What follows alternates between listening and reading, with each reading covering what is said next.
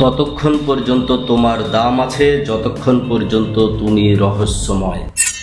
যেদিন তোমার রহস্য অন্য মানুষ জেনে যাবে সেই দিন থেকে তোমাকে হাতে নিয়ে খেলাতে শুরু করবে। তাই নিজের রহস্য কখনো কাউকে জানাবে না। মনের মানুষের কাছে যদি তুমি খোলা বই হয়ে যাও, বইটা পড়ে নেওয়ার পরে তোমাকে পুড়িয়ে দেওয়া হবে।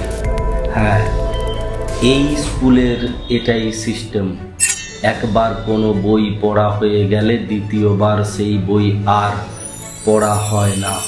তাই আজকের পর থেকে তুমি নিজেকে ভুলেও খোলা বই করবে না।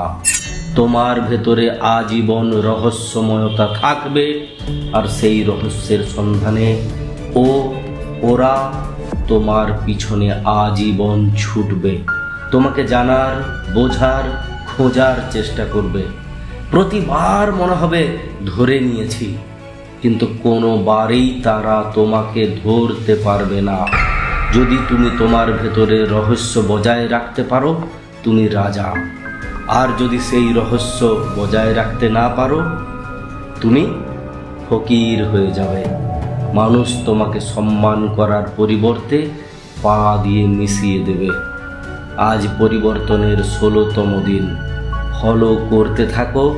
আমি তোমার ভেতরের ভাঙাচোরা মানুষটাকে জোড়া লাগিয়ে নতুন একটা হাতিয়ার বানিয়ে দেব, কথা দিলাম।